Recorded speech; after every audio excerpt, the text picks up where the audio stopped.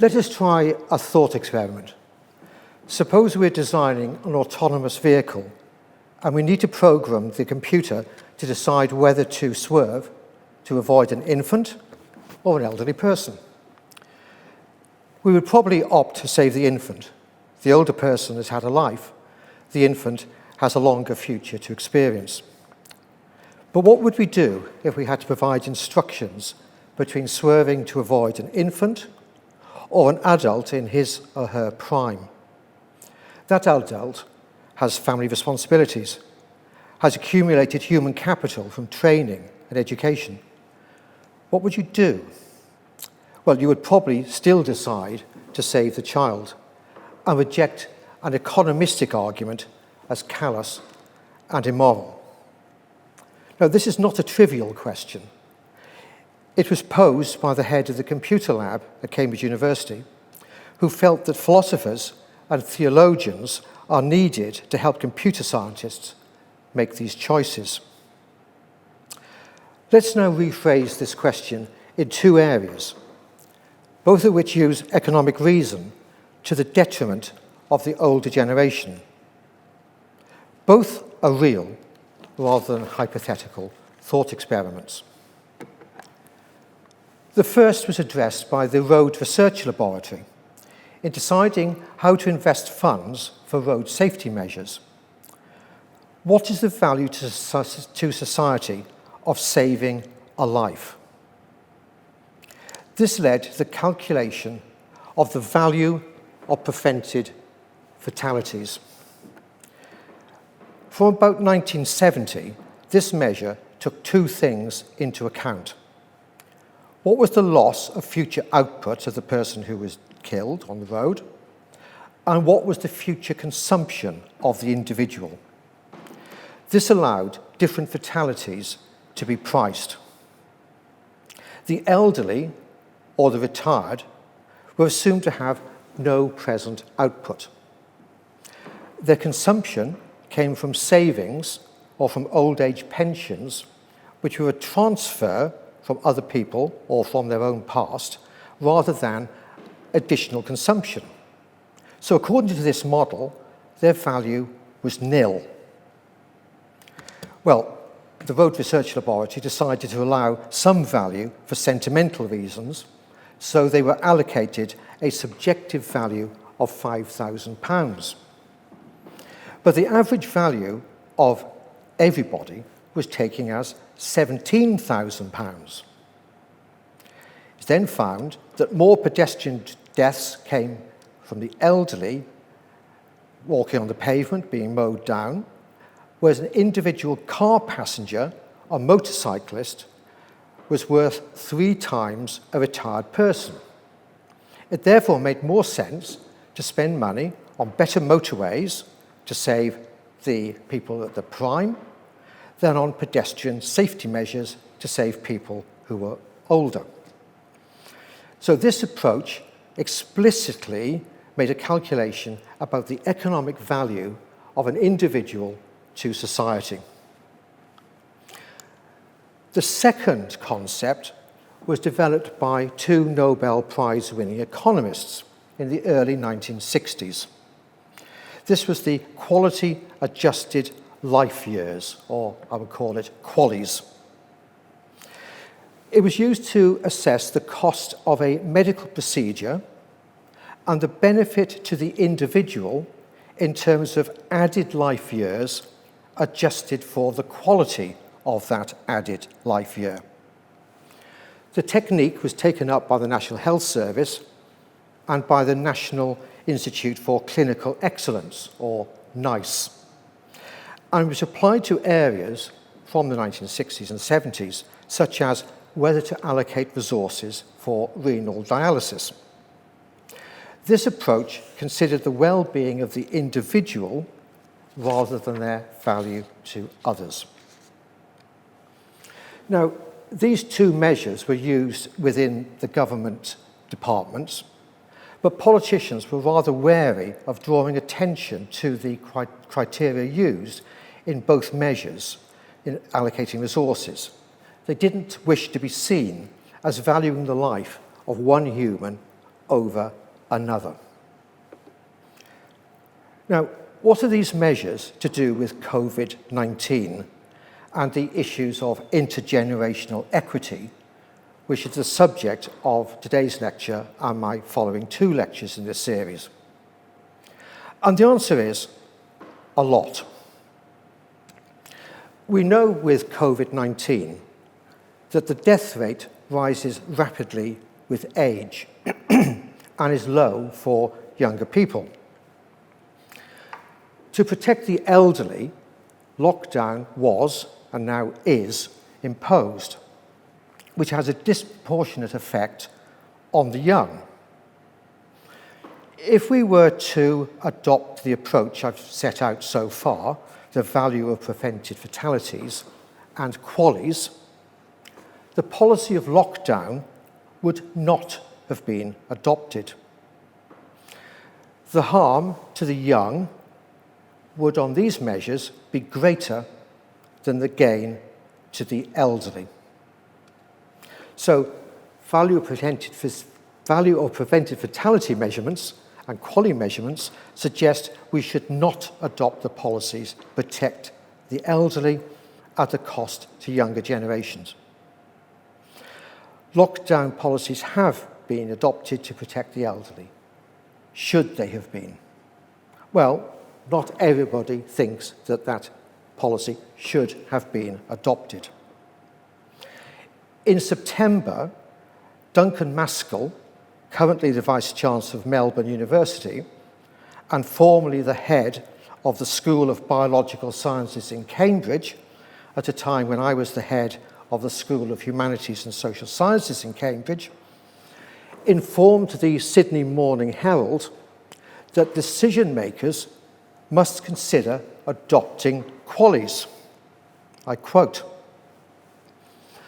"A life near its end, whether because of disease or advanced age, is empirically different to a healthy life closer to its beginning."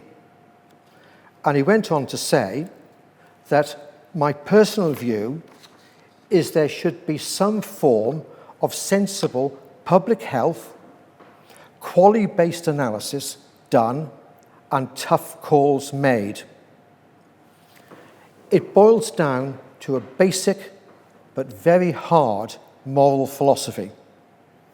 What is the value of a 90-year-old's life versus the value of the continuing livelihood and happiness of a 25-year-old? Personally, he said, I think it is an absolute tragedy that young people's lives are being disrupted. Well, we can certainly agree with that last statement, but would we accept that very hard moral philosophy that he set out earlier on in that quotation? But it's not only Duncan Mescal who is asking this question. Recently, the Great Barrington Declaration in October argued that the lockdown was mistaken, that it was leading to devastating effects on future excess mortality from medical interventions not being carried out, and above all, it was causing harm to the young. The signatories of the Great Barrington Declaration argued that those at low risk, the young, should lead their lives normally, return to work and education, and build up herd immunity, and that the elderly, in the meantime, should stay at home, not giving lectures like today, and shield. Well, the Great Barrington Declaration is not widely supported by epidemiologists who doubt whether herd immunity is efficacious. They're wary about the health impact of long COVID, and they doubt the efficacy of shielding the elderly, because if there is a higher infection rate in the general population, it will inevitably lead to infection by the most vulnerable.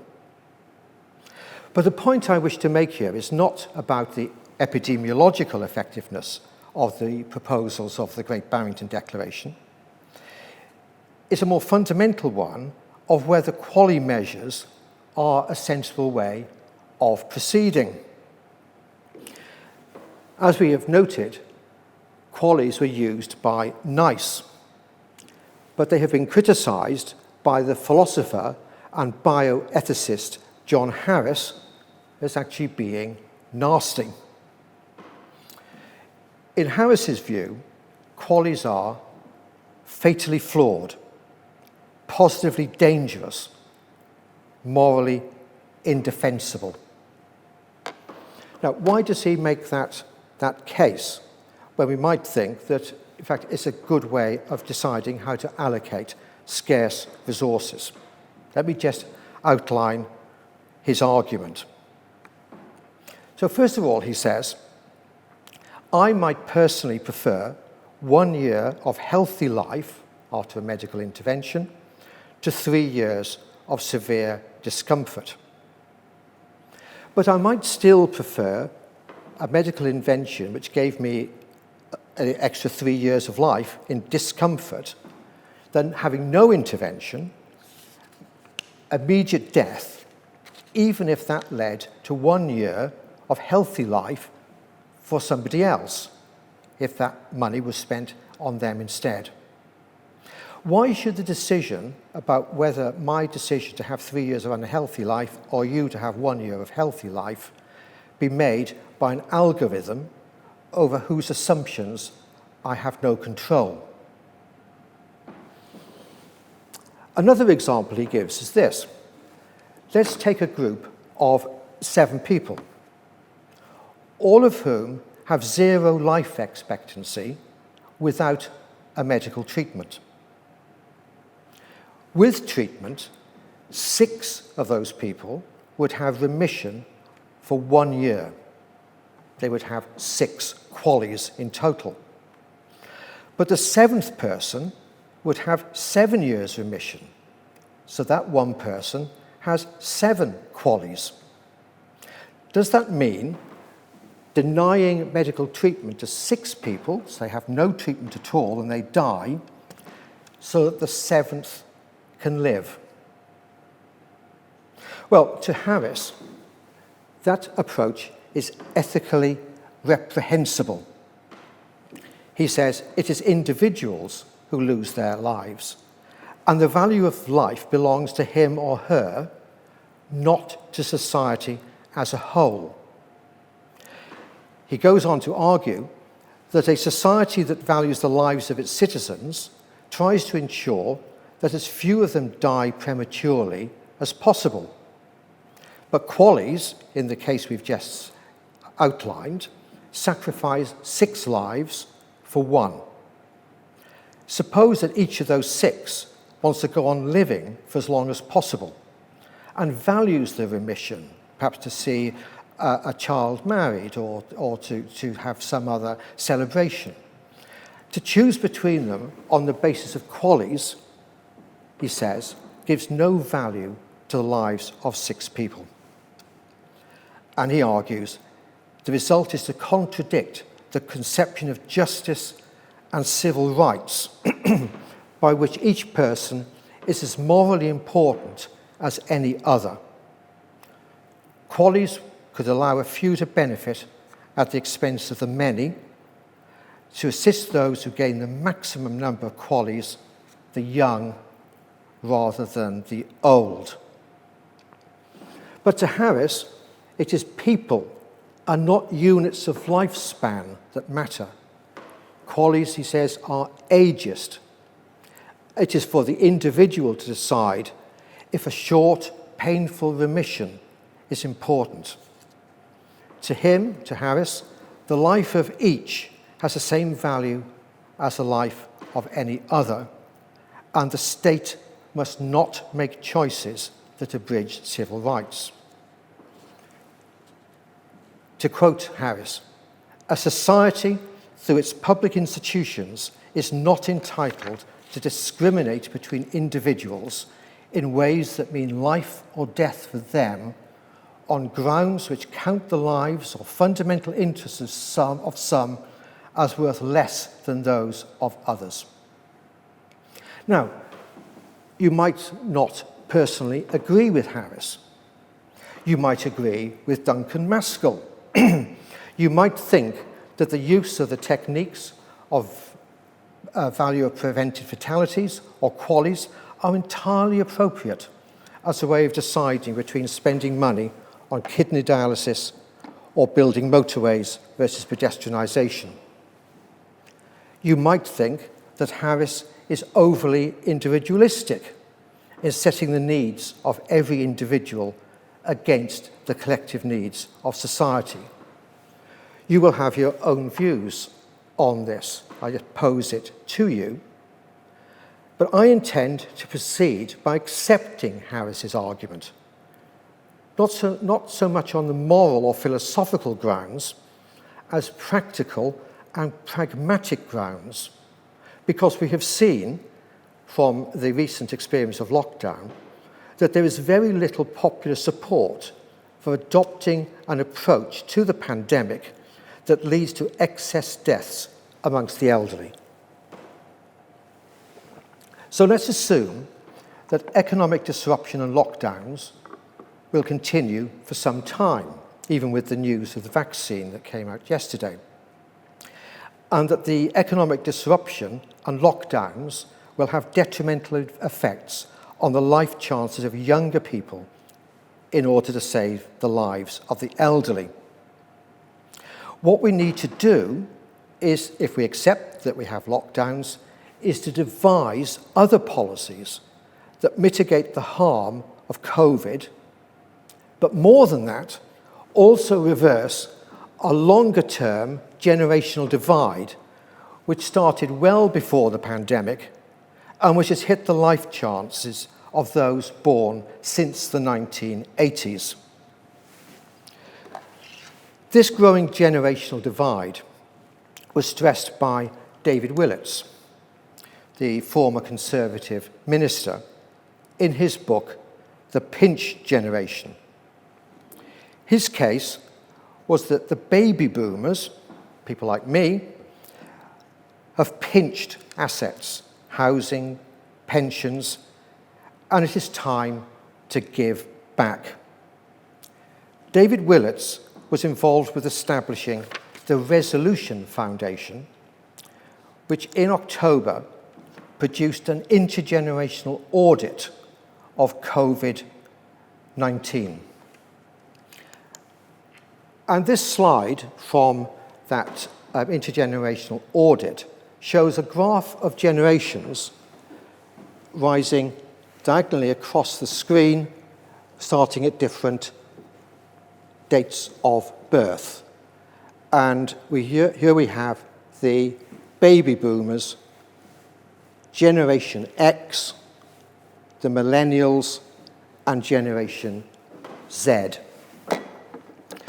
The baby boomers were born between 1946 and 1965. They came to retirement around the time of the Great Recession after 2008. So their whole working life was before that and before COVID. We were the big gainers. Generation X was born between 1966 and 1980, largely acquired assets before the recession. Some of the younger members might have been hit, but they again did reasonably well. The millennials were born between 1981 and 2000, and they had a double hit. First of all from the Great Recession, and now from COVID. And then Generation Z, born after 2000, of course, are being even more badly affected. Let's have a look at some data to indicate some of the different life experiences of those generations shown on the screen. First is housing. The average age of first purchase of a house in 1960 was 23. By 2007, the average age of first purchase of a house had risen to 31, and in 2017 to 33. Put it a different way, 64% of those born in the early 1950s owned their own home by the age of 35. This fell to 53% of those born in the early 70s, to 46% of those born in the early 1980s. And it is now estimated that a third of millennials will never afford to buy their own home. Let's also take pensions. The Institute for Fiscal Studies found that in 1979, the median income of a pensioner was 2/3 of the median non-pensioner. In 2009, for the first time, the median pensioner was better off than the median person in work. And the reason for this is the triple lock. That is, the state pension rises by whichever is the fastest of average income, inflation, or 2.5%. And that is much more generous than in-work benefits. So if we look at this chart from the Resolution Foundation, here are people in work, and their benefits are falling, and the people who are retired, their benefits rising. Very stark differential there. And if we look at the second of the slides relating to this point, we see that the basic state pension, that is the red line, is rising and opening a gap with the basic level of unemployment benefit. So the projection is, by the early years of this decade, the unemployment benefit will be half that of the state pension. To fund these pensions, the working age population has a fall in its income to pay for both state and private pensions, but they will not themselves, when they come to retire, have such generous pensions from their employer because of a shift from defined benefit pensions based upon final salary to career averaging, as in universities, or from defined benefits to defined contributions. So yet again, the baby boomers have gained and have passed the costs on to the younger generations. What about education? For the baby boomers generation, tertiary education was considered to be a public good. So that small number, minority, who went to university graduated with no or little debt. Now, university education, tertiary education, is defined as a personal benefit to the individual rather than to society, which leaves the individual with a large debt. Now, of course, only a minority went to university or indeed to grammar school back in the baby boom generation, but even those who did not, nevertheless, had a reasonably high level of social mobility at a time of full employment, and, as I'll be going on to argue in a moment, a particular structure of the labour market. My next point about the baby boomers stealing the goods comes from this infamous book, Thomas Piketty. Infamous because people buy it and it's so big they don't read it. The argument of Thomas Piketty is that the rate of return on assets is larger than the growth rate of the economy. So that anybody with assets, the baby boomers, gains, wealth inequalities widen, and they might leave their assets to their children and grandchildren, so that then inequality cascades down the generations. Distribution of wealth becomes more unequal, and inheritance has an intergenerational impact. So the 1981 to 85 cohort had 25% less wealth in real terms at the age of 34 than the 1971 to 75 cohort at the same age. So there's a differential sorting out here. A few people have a lot more, but most people have less in real terms. Let's take that a stage further to look at consumption and savings. Now, the Great Recession after 2008 led to quantitative easing. That was needed to prevent the collapse of the financial system. But quantitative easing led to higher asset prices. Low interest rates meant people bought shares and equities. That benefited the richest 10%. Their wealth and income rose, and the result of that was a savings glut of the rich, a large increase of consumption by the elderly who had the assets, whereas those people who were at work did not have much, if any, increase in their average income for a decade, and they kept up their consumption by dissaving, by building up debt. And they were also hit by austerity and a shift in the labour market to greater precarity. So the lowest 90% of the income distribution turned to debt to maintain their consumption. Those people with debt, dissaving, had a problem of coping both with current economic uncertainty, but because they were dissaving, they couldn't save for the future perils of old age and sickness. And this graph shows this in a striking way, where the younger age groups are dissaving, whereas the older ones are saving and consuming. And my next and final point here about the difference between generations is shifts in the labour market. The baby boom generation had full employment, but it wasn't only that.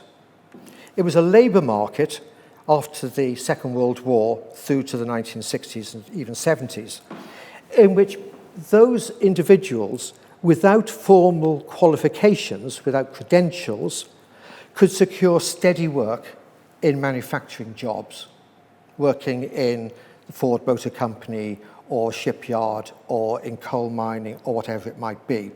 These are skilled jobs, but they don't require formal qualifications.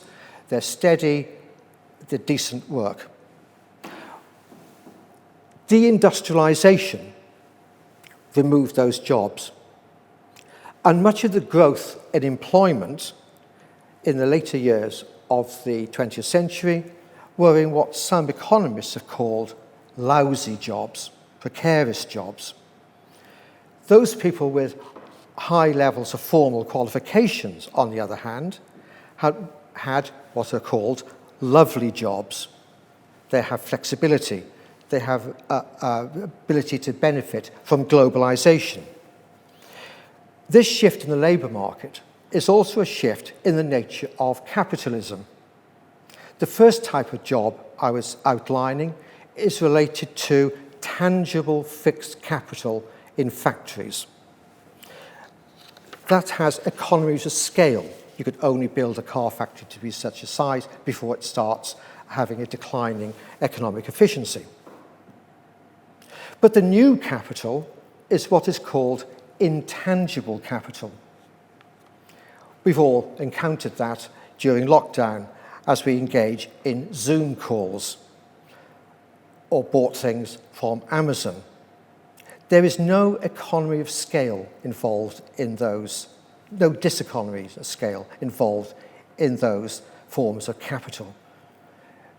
The few people who have those assets gain hugely, but they also create precarious jobs for the people who work in the Amazon warehouses and so on. So what we find here then is an opening gap growing up between generations, between people with different levels of skill. Now, these trends were all present before 2020.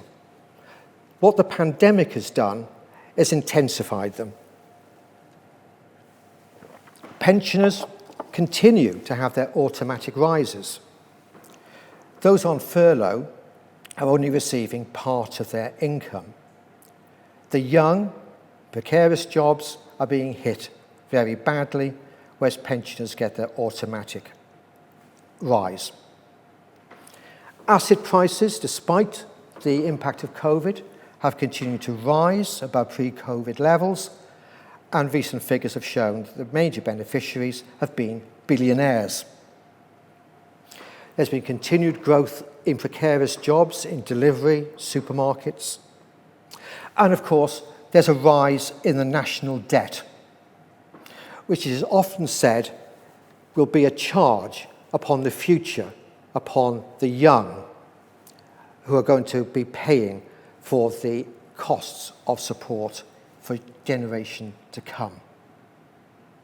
Now, what these trends before COVID and during COVID suggest, it is time, as David Willits said, for the pinch generation to give back.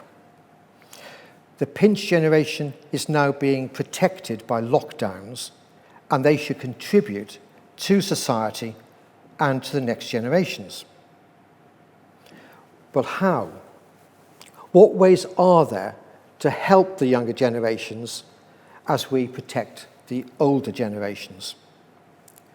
Various ideas have been addressed and discussed before COVID to address these intergenerational issues, which now seem even more relevant.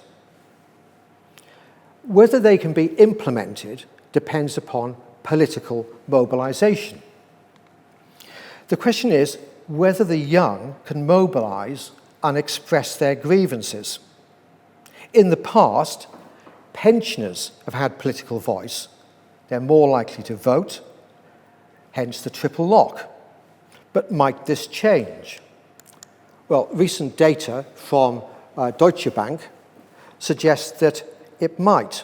This is data for G7 economies, which shows that by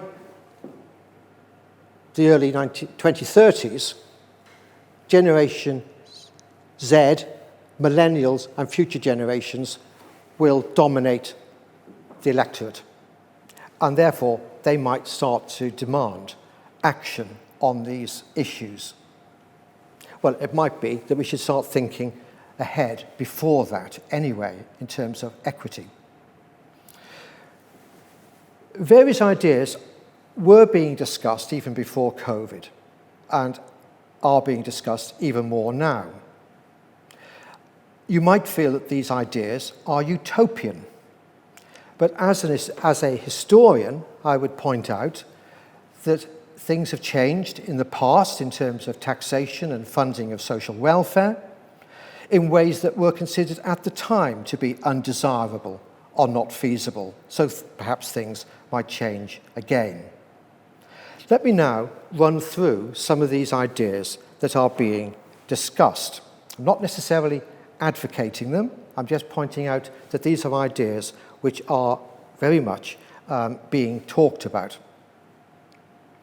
The first is taxation of inheritance or taxations of wealth. Now, it's often thought that taxing of inheritances is a bad thing. There's been calls in the States to abolish taxation of inheritance.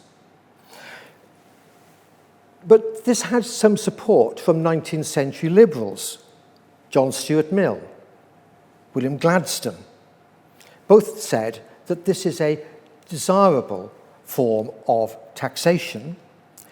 And in the Conservative Party, in opposition between 1964 and 1970, there was similar discussion over the use of higher levels of wealth tax in order to create a dynamic society by destroying what was called a gerontocracy, that wealth being held by the elderly and passed to the next generation who might not be up to the task of looking after that money in a way which would be economically efficient. So it's people like Keith Joseph who are arguing that. This policy then was not just some sort of wild socialism. It is supported, indeed, by Bill Gates Sr. and Warren Buffett, who said that inheritance is like, and I quote, choosing the 2020 Olympic team by picking the eldest sons of gold medal winners in the 2000 Olympics. In other words, wealth is not necessarily going to the people who can run fastest or be most efficient. Rather than assets going only to direct heirs and creating growing inequality, could they be used by society as a whole to create a more dynamic economy? The second argument would be to restore progressive taxation. The top marginal retention rate, that is, how much of an extra £1 of income was retained, was about 98% in 2013. At the outbreak of the Second World War in 1939, it was 35%.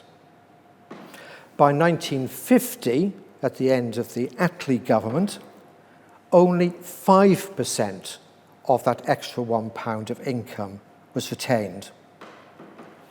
At the moment, it is 60%. Now, one can argue about where on that spectrum it should be, but it could be argued, it is argued by some, that at 60% is too high a retention rate at the top, because it is leading to a growing sense of inequality. The share of income held by the top 0.1% was 11% in 1913, 1.5% in 1979, and has now increased to 5 to 6%. But there's no evidence that the gains by that very small top 0.1% leads to more rapid growth or incentives. So the case here would be that it would be possible to increase the top marginal rates and widen the tax base, as well as taxing wealth transfers through a lifetime capital receipts tax or a property tax based on up-to-date assessments. These sort of arguments you find in Piketty's book on capital. But if you don't buy those arguments, then there's another way of increasing the taxation level, and that is through the OECD tackling harmful international tax practices by dealing with tax havens, with the treatment of multinational corporations, and its recent proposals to tackle what is called base erosion and profit shifting. That is eroding the tax base by shifting profits to other jurisdictions. Now, those measures, and there are doubtless others, could produce more revenue. They could also reduce intergenerational inequality. But if you have more tax revenue, what do you then use it for? And what we want to do, of course, if my argument is right, is use it to assist the younger generations, the millennials and Generation Z. And a number of leading economists have made some suggestions of how this might be done. And they include the late Sir Tony Atkinson and Paul Collier of Oxford University in his book, The Future of Capitalism. And they've made a number of suggestions. Again, you might feel that they are utopian, but let's think what they might be. The first would be more generous child benefit. In the United Kingdom, about 26% of children are in poverty. The figure in the United States is 29%. By contrast, Norway has 11%. So the argument here would be to give more generous child benefit to all children as taxed income. So those who don't need it so much, they would pay taxation on it.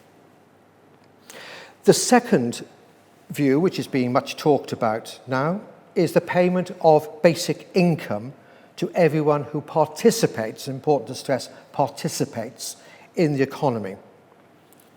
This has been considered, for example, in Switzerland, which in June 2016 had a referendum on paying a basic income of 30,000 Swiss francs per head to everyone. And that secured the support in the referendum of 23% of the population. It's been debated or even adopted on an experimental basis in Brazil, Canada, Finland, the Netherlands, and India. It could possibly be linked to a negative income tax, so it would be taxed away and withdrawn as wages rise above a threshold.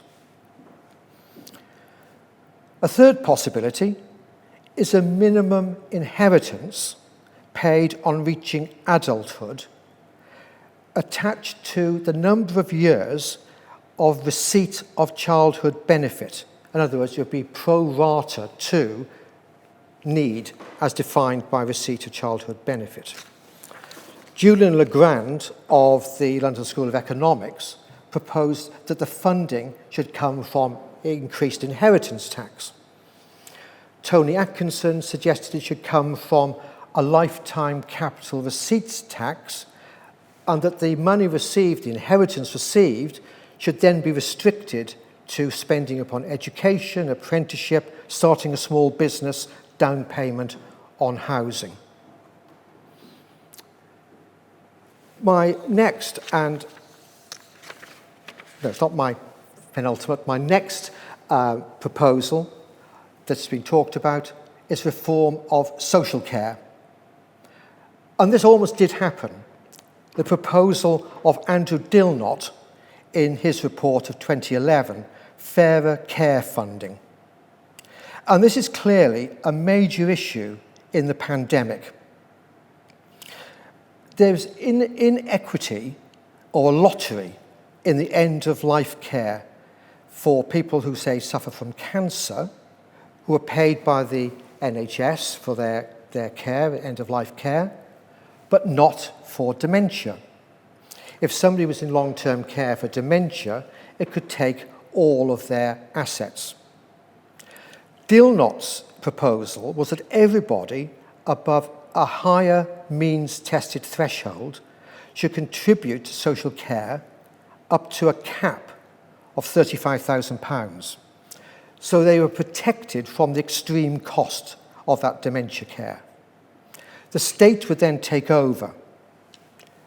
This would be a system of risk pooling, of collective social responsibility, which is better than trying to save individually to cover the full cost, which you might well not be able to do. If you have a fixed cap, then most people would be able to insure or save to meet that cap. Now, that proposal almost passed in 2015, but it didn't. And then in the general election, Theresa May raised the cap to £100,000. That led to criticism of the dementia tax. So it might well be that the Dilnot proposal will now come back. But how to pay for it? It needs more funding of local authorities to pay for that social care, which would have to come from central government. And Dilnot saw three ways in which that money could come from central government. One would be more revenue from general taxation, which I was outlining. Another one, of course, would be to shift from other forms of public spending, so less money upon high-speed 2 or whatever it might be.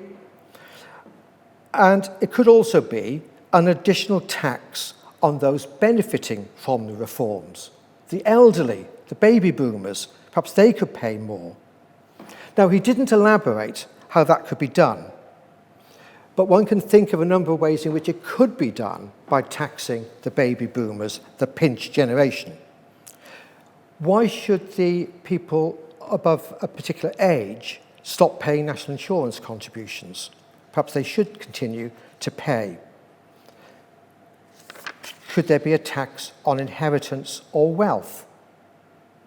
If we did that, everybody would pay something rather than some paying a lot and others a little, depending upon a lottery about what form of end of life they had. Such an approach would be more equitable between the elderly and across the generations. It would be paying money into a general pot rather than to heirs, which leads to growing inequality. Now, I have two other ideas which have been talked about. The next one is a sovereign wealth fund. This was created in Norway from its oil revenues. It was considered in Britain in the 1970s, but rejected. It was adopted in France in 2008 in their structural investment fund. Now again, this is not a socialist measure. Singapore has it, for example. Tony Atkinson argues that such a fund, sovereign wealth fund, in the United Kingdom could build up the net worth of the state. And I quote, "The net worth of the state is a measure of what we pass on to future generations, and the establishment of a sovereign wealth fund is a vehicle for achieving intergenerational equity." The IMF has made the same point. And some people see the current crisis as an opportunity to secure a sovereign wealth fund on the cheap by the state taking assets in currently stressed companies. Now, my final set of considerations is this fundamental issue of the level of the national debt. It's often said that building up the national debt for war or for dealing with the pandemic is putting a burden upon future generations. And it is said very often that we must not pass on to our children the results of our profligate public spending. We must adopt austerity. Now, the argument against that is that sometimes public spending and debt creates assets which are handed on to the next generation. And it's certainly the case that in the mid-1970s, the value of state assets was well above the national debt by about 75% of GDP. From 1979 onwards, the value of state assets has fallen, so that debt is now higher than assets by about 20%. Now, some people argue, like Tony Atkinson and the IMF, that we shouldn't think just about the debt to GDP ratio, as in this graph. We should think about the amount of assets which the state owns. Now, going beyond that, the national debt is clearly a major concern with the pandemic. In this case, spending does not produce an asset. And some argue that spending on support for the economy will be yet another burden on our grandchildren who are suffering now. What should be done about it? Well, it could be argued that the level of debt now is much lower than it was in the First World War, Second World War, or Napoleonic Wars, when it was over 200%. It's now about 100% with the cost of COVID. What should we do about this level of debt which is now being built up? This goes back to my starting point about whether or not the lockdown is economically sustainable. And I would like to finish by just assessing some arguments about this, looking at the long-term history. If we look at the longer-term history of how debt levels were reduced in those three periods, then it was done by a mixture of different variables, three variables. The first is interest rates, the cost of servicing the debt. After the First World War, interest rates remained high, so that didn't explain the drop. At the end of the Second World War, it did. And now we do have low interest rates. So probably by locking in low interest rates, by extending the duration of government bonds, we can try and reduce the cost of servicing the debt. The second variable was inflation. Inflation did not explain this massive drop of debt over the 19th century because prices in 1815 were about the same as prices in 1914. After the Second World War, inflation did reduce the debt. Now, obviously, we don't want to have hyperinflation, but perhaps a modest level of inflation would help. The Bank of England undershot its inflation target in the recent past and could possibly be allowed to make up for lost ground, as some have advocated. Inflation will probably then help to reduce the debt, provided it is not allowed to get out of control. But the third variable, and the one I would like to stress here, is growth. The major reason for this massive drop in the level of debt as a percentage of GDP in this period is the increase in GDP because of the level of economic growth. And the same applies to perhaps a lesser extent in the period since the Second World War. So what we need to do is work on the side of growth of GDP rather than just being obsessed by the level of debt. And the policies that would help growth could also be used to help the young and the precarious by changing the nature of the economy as it grows. Of course, one way of doing that is by having a green growth, which does not harm future generations by creating climate change, which will hit them and later generations. Now, when I proposed these three lectures back in the autumn of 2019, COVID-19 was not known. COVID-19 has brought the question of what generations owe to each other to the fore in a way which might have the potential for a major change in policy. It might be a shock to the system to make a change. I've been sketching some of the ways this has been talked about. My main point is a simple one. If we are to protect the lives of the elderly, rather than to adopt the calculus, the economistic calculus of QALYs, then we need a set of policies that can help the young and create a new social contract across generations. Looking after grandparents means positive action for grandchildren. In my next lecture on the 16th of February, I will be looking at how such contracts across the generations have evolved over time and varied between different societies. They've changed in the past, they've taken different forms, they might change again.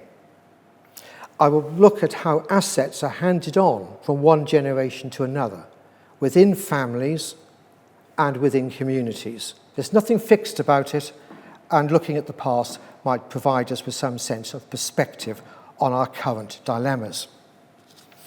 In the third lecture, on the 13th of April, I will turn to an area where the young have been active, where they have shown political voice, climate change, and Extinction Rebellion.